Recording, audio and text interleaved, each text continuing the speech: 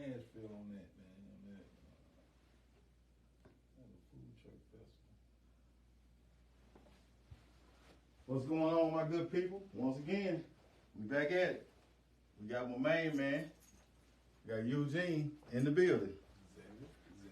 Zevit. I keep saying the wrong name. We gonna get it right. It's cool. Everybody call me Eugene. Yeah, we gonna get it right. Hey, I'm still everybody. Look, they treat you like they treat the stars on when they see them on TV. They think that's their real name. Yeah. Yeah, we get that all the time, man. People be like, man, where Eugene at? Yeah, so we gonna get into some things tonight. And you know I got my good water sitting over here. So all right. Man, I'm glad to have you, man. Proud to have you. Got some great food down there. Man, I appreciate it, man. I'm honored to be here, man. Yeah, man. So we're gonna get into a couple of things and see how it go. So what side of town are you from? Man, I'm from East Nashville, born and You raised. from Nashville? I'm not even from Birmingham. All right. Now, so for the ones that always call you Eugene, let's go back. We gotta hear it ourselves. For the ones that always call you Eugene, what's your real name? Zebby Carney. Zebby Carney. My dad's name was Kenneth Eugene. I named the whole company after him. Okay. I mean, you know, you say Zebby's fried chicken, you don't know if it's man, woman, it ain't got that same flair to it. But you say Eugene's hot chicken. Yeah, you know. It's that old school, you know what I mean? I was looking through the pictures. That him on the army picture? You probably, Yeah, I saw the picture because I was trying to come up with some pictures. Yeah, so I don't have much as I can. Of course. So where you from again? Nashville, Tennessee. Nashville. East side. Nashville doing its thing. Nashville growing, man. Yeah. It's growing. Do you have a Eugene there? Not yet, man. You know, we got some things we working on, but we ain't there yet. Yeah. Okay. So you from Nashville, Tennessee. How did you get in Birmingham? Man, I moved down here and I was an executive chef at a restaurant in Hoover. I had moved around a little bit for them and they offered me Birmingham. You might know it, J. Alexander's. Yeah. I was with the company for 10 years. Okay. I ran that kitchen out here in Hoover. Okay. And man, then I was just like, I want to do my own thing. How long have you been in business? We started in 2000. We started doing pop-ups in 2014, and we got legit in 2015. Started with the food truck. So when you started with the food truck, was that COVID or what was that before COVID? Oh, way for COVID. 2015. So, you know, COVID hit about 2020. Okay. So you had already been rolling by then. Yeah. So a lot of the newcomers, they look up to you. Yeah. They call me Unc OG. Hey. Yeah. I mean, they respect you. You know? Yeah, it made me feel old a little bit, man. Yeah, but, you know, we've been in the game for a minute, man, especially in the food truck game. We operate 2 food trucks. Okay. We got a truck and a trailer, and we got the 2 locations here. So you got, what are the other locations? Other location is in Hoover, right outside the Galleria. It's right by the ABC store. Okay. So if you're in the Hoover area, we need you to go and support the Hoover store, the Hoover location. Please, for sure. So now you got the 2 food trucks, right? 2 food and you're rolling. And we're rolling. How hard has it been with the food trucks? Well, man, you know, coming from as an executive chef who, you know, managed $1 million in inventory, over 35, 40 people, man, working that food truck was the hardest thing I ever had to do. Like, you know, and I've been in this restaurant industry, man, at this point probably, I don't know, 22, 23 years. Straight. Ain't did nothing else ever. That's all I ever done. Food. No. You know, I got real estate on the side and I always did that, but man, restaurants been my thing. Yeah. Food trucks hard, man. Food trucks is grand. Anybody got a food truck, I commend them because it ain't easy to do. Yeah. You know, because you have to take food off the truck, put food on the truck, you're working in the elements. It's just a beast. You know, if you're working in a restaurant, some people open or some people close. But food truck, you got to do both. How about employees? What about, is it hard to keep your employees on a food truck? Man, you know, it's a challenge, you know, but you know, you gotta pay well. I can't, if other restaurants got good employees, I can't complain about not having good employees. I just gotta figure it out. You know, and most employees, it's gonna take more than money to keep them. Like, you know, you might have to teach them something new, or you just gonna have to go above and beyond, maintain good employees. My daughter calling me, but we're gonna. You good? You need to answer that. No. Might be important. I get in trouble later. Okay. I thought I put on do not disturb. I guess not. Good, baby. So you got employees, and I know, treating them right, because money really sometimes don't keep employees, like you say, but sometimes treating them right, sometimes giving them a little leadership role, all that helps, right? Yeah, man. I started as a dishwasher Really? in this industry. Yeah, man. 15, 16, started as a dishwasher, and I just kind of worked my way through the ranks. So, when you see people, you got to see their potential, because sometimes we get kids, they still learning themselves. They don't know how to drive. I think as a leader, you got to see the potential in them and what they could be, and you got to bring that out of them. Yeah. And I think that has helped me, even like either older people, teaching them something that they never learned. That has helped me keep employees. Then you have some young employees that's more advanced, and they can show you things. You like, man, okay. Yeah, man. Yeah. I had a saying when I was executive chef, like, man, you can learn from a dishwasher. Yeah. Don't never get too caught up in the title that you feel like you can't learn from somebody, because every day you can learn from somebody. Yeah. So now you got the 2 food trucks rolling. They rolling. Yeah. Then COVID hit. Yeah. How hard was that? It was just like any other day, man. When you a minority business owner, dude, you don't get we don't get COVID like we got it, but you feel some type of pressure every day. So, it was just another adjustment. It was probably the biggest adjustment we ever had to adjust to, but man, sometimes as a minority business owner, you gotta adjust on the fly anyway. I think COVID really birthed something in people where they started their own business through the food trucks, and they left the restaurant setting. Someone quit the restaurant and went into the food truck. Yeah. And man, now we see, and I love to see the food trucks out when they do the food truck parks, and man, it's just a whole nother business. Sure. And I like how the city embraces the food trucks too. That's good, man, to see that. I wish the city would embrace food trucks more. Yeah. I feel like they should invest in in some of these food deserts where food trucks going over there and taking over. Yeah. They should invest in food truck parks. Just one place. Yeah, man. Man, listen. Food trucks are already there. I'm gonna be honest with you. If they do that, it's gonna take business from a lot of places. But see, that's what people say. For somebody who got restaurants and got food trucks, I don't think it hinders the restaurants. Oh, not hinder. Not hinder them like that. Yeah. But I mean, you got some amazing food trucks. Like, man, y'all got some nice food trucks. Like, look at this one right here. That's nice, man. You know what I'm saying? Appreciate it. And I see some different, like the different designs. And that's amazing, man. That's And so a lot of people gonna really support. They gonna buy who they want to buy from anyway. Right. But they would really support if, just like you said, if they put it in one place. Man, okay, they're gonna be here. Yeah. So that's where I'm going to. Straight up, like, okay, First Avenue. Food trucks used to sit on First Avenue, I think in the East Lake area, close to the Krispy Kreme. Yeah. Man, every Wednesday, man, I used to love that. That's where you go with food trucks, right? Yeah. Then you can get your donuts. Right. Yeah. And rundown building right there, man. And I feel like, city, whomever, it just, put a little bit, invest in that. Maybe they're property. That's private property.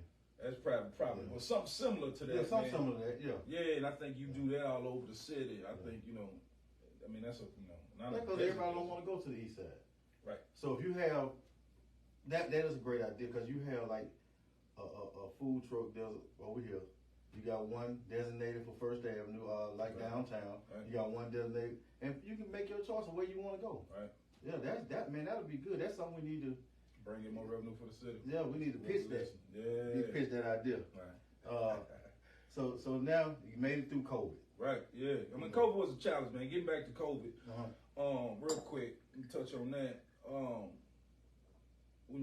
uptown restaurant was going through COVID, and it was going through construction.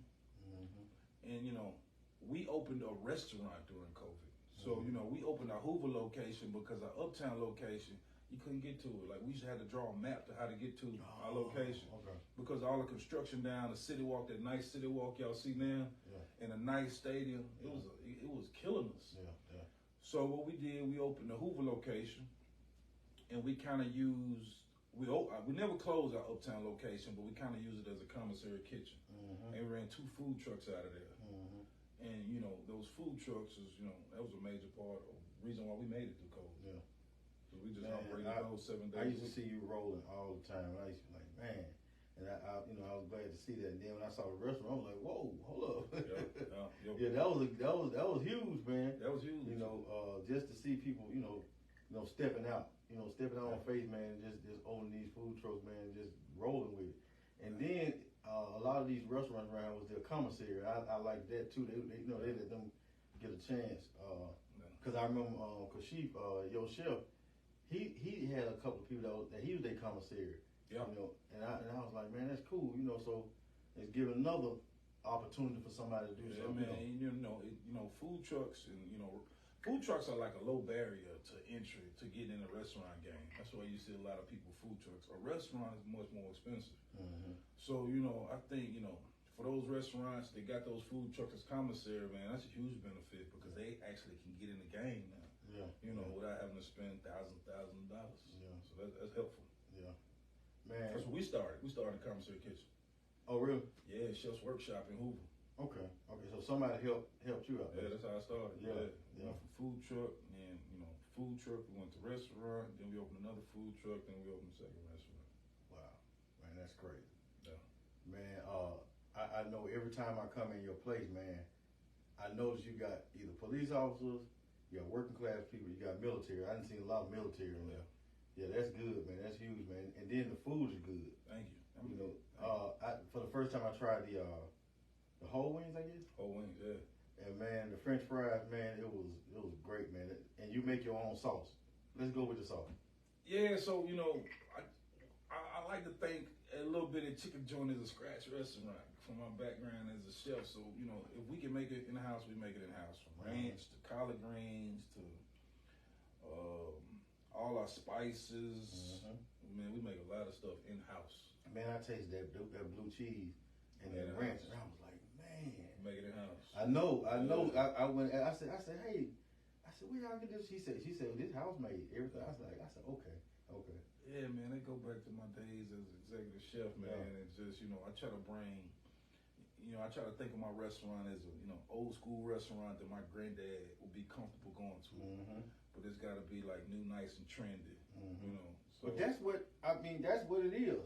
Yeah. Like it's where granddad he'll just like to go sit and eat some good fried chicken. Yeah. Some collard greens, something like that. Well, you feel comfortable. But then the young folks, they like it because of the color. Yeah. Because of the flat that's outside. You got the outside seat. Yep. You got the inside seat. Yep. And then the food is good and hot. Yep. You know what I'm saying? It's like yeah, this it. This it. I appreciate it, man. It's a challenge, to get that right every time. Yeah. But as I go. Straight up. That's cool, man. I mean, it was so crazy. Like, I was sitting there today and there wasn't no more seating. It was raining outside. You couldn't sit outside. So, man, he looked back. He said, hey, you mind if I sit with you? I said, come on. I was actually, before he asked me that, I was like, well, shoot, it's 5 more seats. If somebody want to sit with me, they can sit with me, Oh, yeah. And, man, he sat there, man, and we got to talking. Come to find out he's a doctor. Yeah. You know what I'm saying? And we just got to talk. We had a great conversation.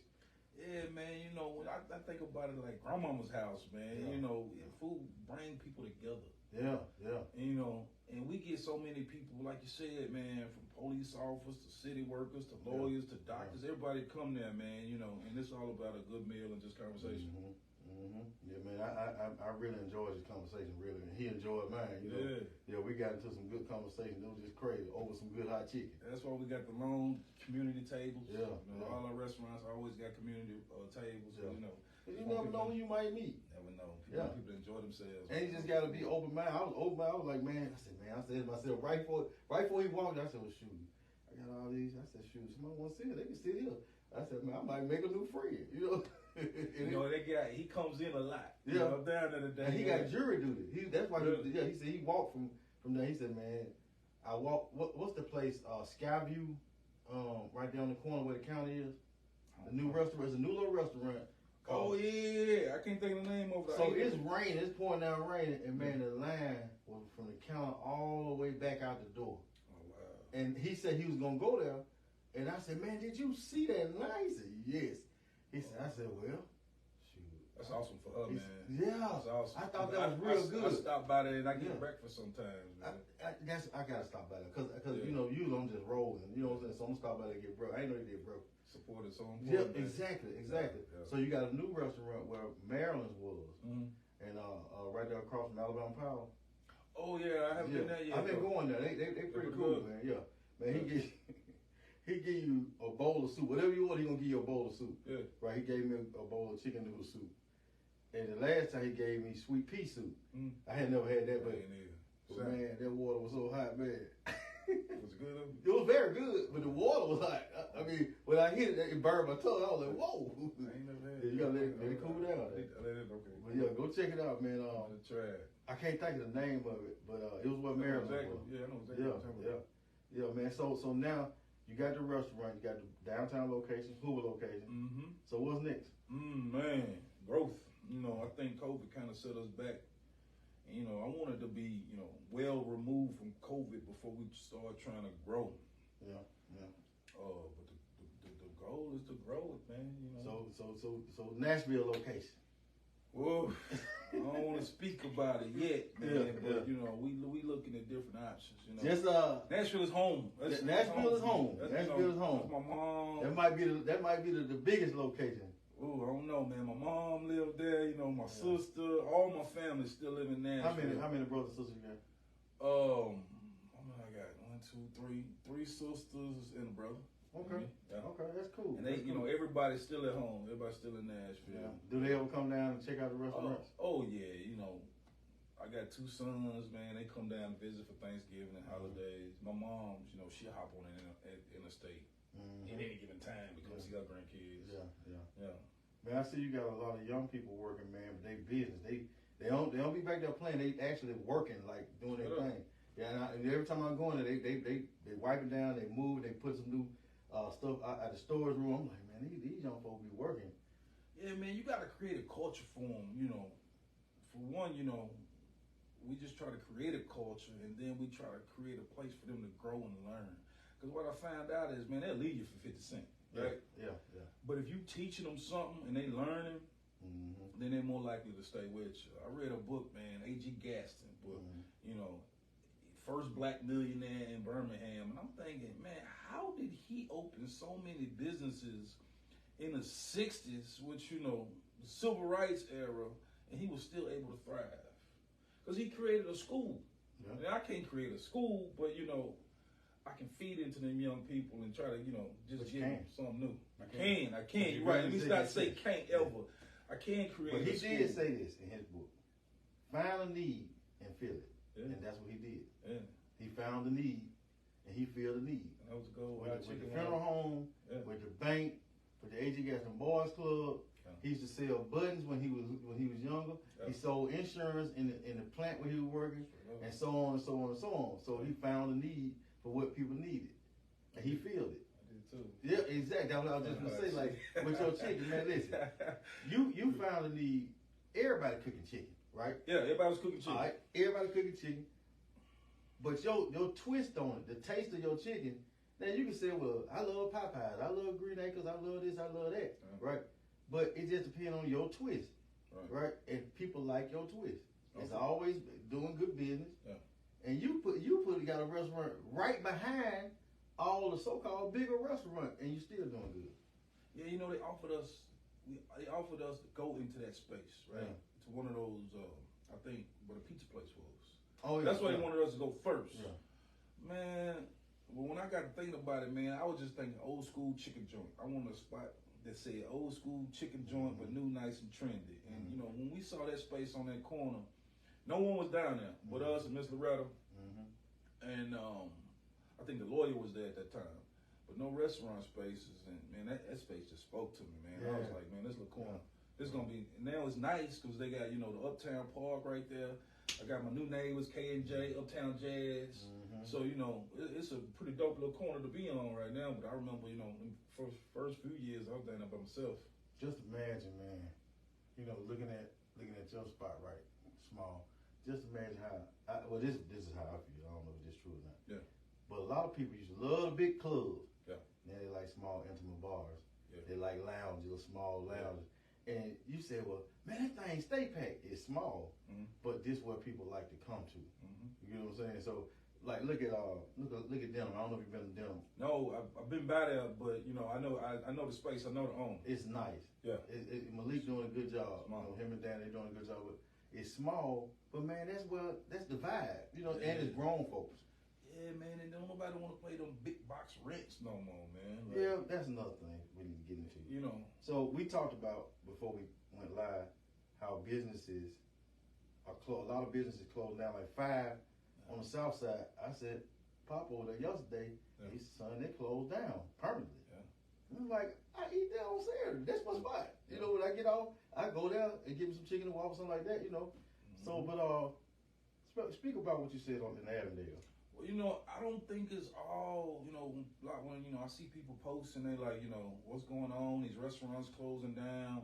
Man, you gotta think, man, like somebody came in and bought the brewery and they bought all the buildings over there.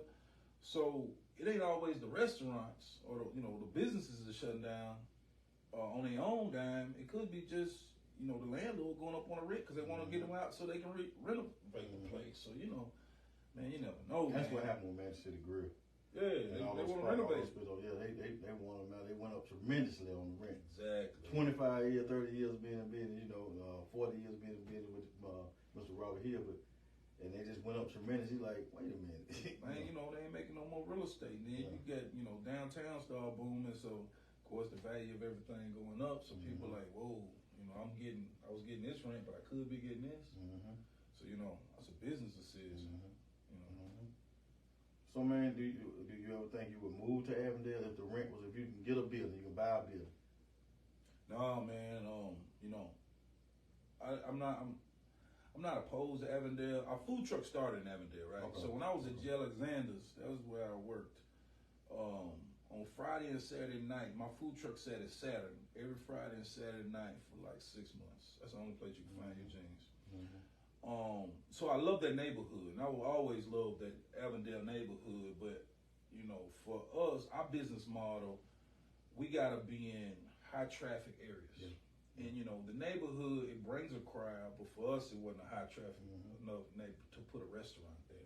It's great for the food truck. Yeah. But you know, for the restaurant, you know, we want to be in like, you know, I think everything moving towards food halls and when we did the research, the BJCC was bringing in, I think, over 1 million people in 2014. So I don't even know what they bring in now. So, you know, we just want to be in high traffic areas for us. I mean, and that's you doing your homework too. Oh yeah. You know, some people just have a good idea because they seen you do it.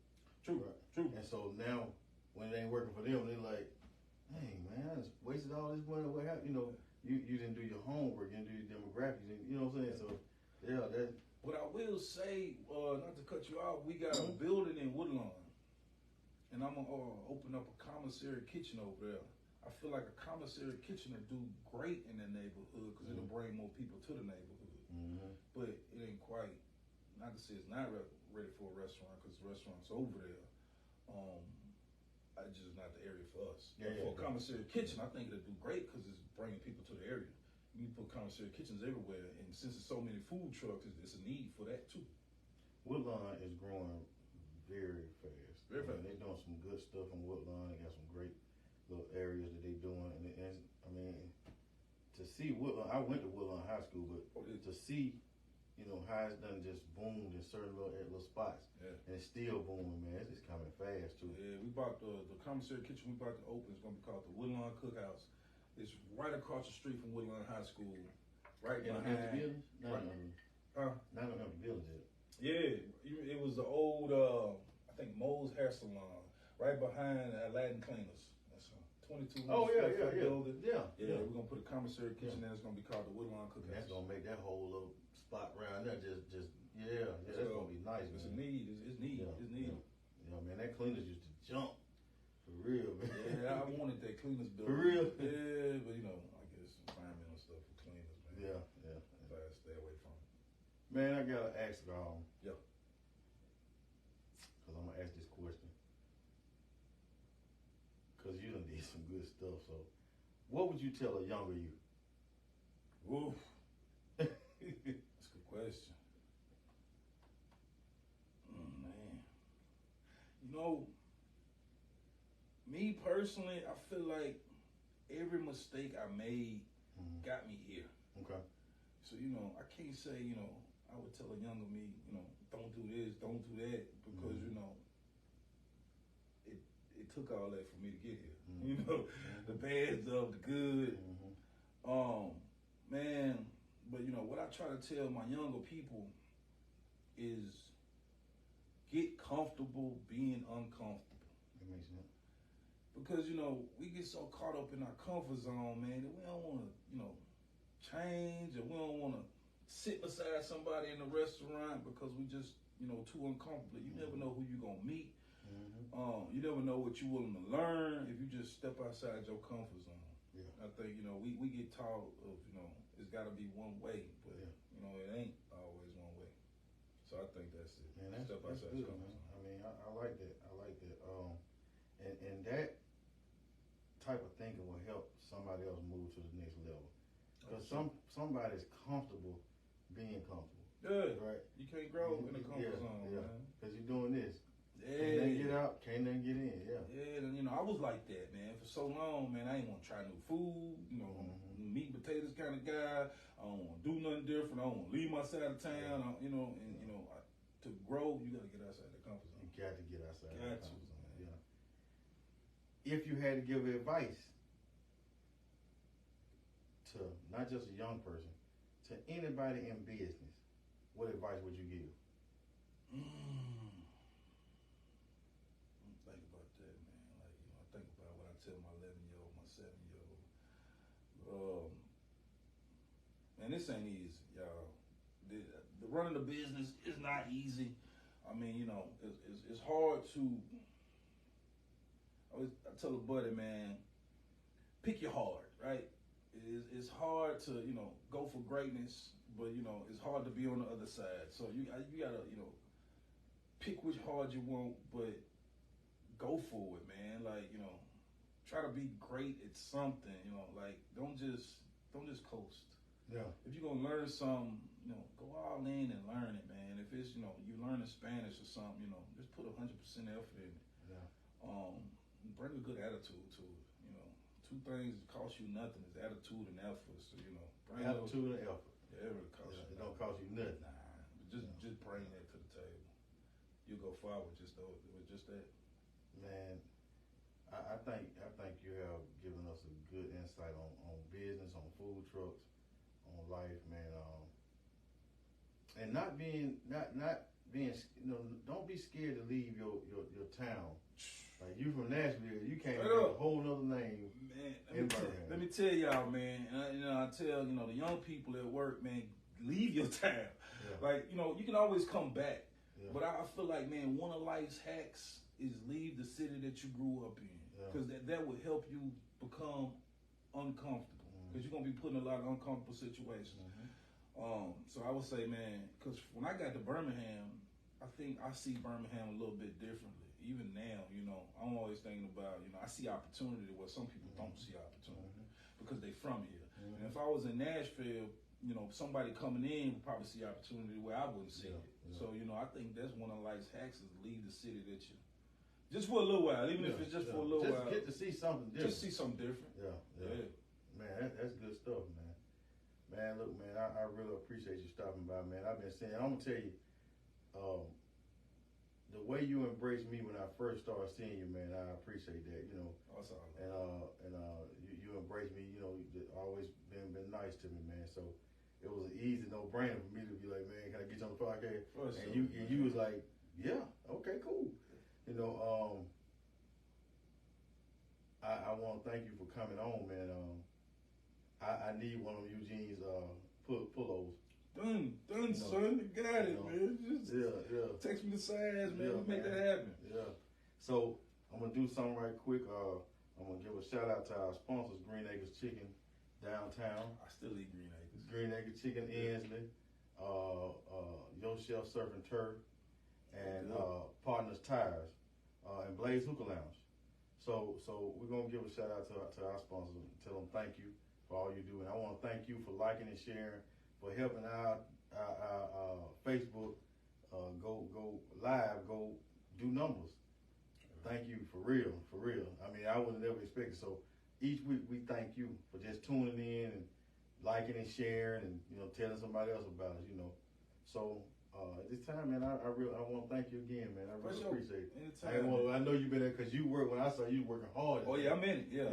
I get down with them, man. Yeah. You weren't playing with them. That's why I ain't wasting no more of your time.